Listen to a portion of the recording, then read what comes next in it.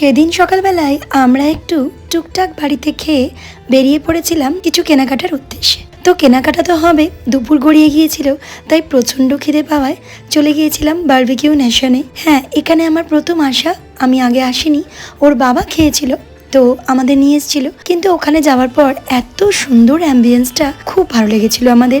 স্টার্টারে নানান রকম কিছু ছিল, অনেক রকমের কাবাব, তন্দুর, অনেক কিছু। আর মেন কোর্সে তো ভেজের দিকটা আমি যাইনি, ভেজে অনেক কিছু ছিল।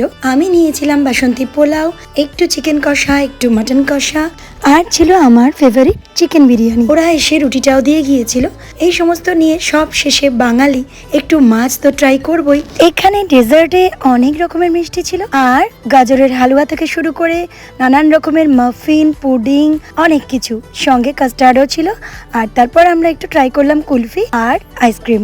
এরপর সব শেষে বাইরে বেরিয়ে একটু পান মুখে দিয়ে বেরিয়ে পড়েছিলাম যে উদ্দেশ্যে বেরিয়েছিলাম সেখানে। তবে হ্যাঁ, একটা কথা না বললেই নয়, যেটা হলো সব থেকে যেটা ভালো লেগেছিল ওদের ব্যবহারই মানুষের অনেক তৃপ্তি দেয়। সত্যি খাওয়া দাওয়া তো খুবই সুন্দর ছিল, আর ওদের ব্যবহারেই আমরা সত্যি মুগ্ধ হয়ে গিয়েছিলাম। ছেলেরা এসে এখানে একটু মলেতে খেলাধুলো করলো। যাই হোক, সব মিলে আজকের সারাদিনটা কিন্তু আমরা বেশ ভালো কাটালাম।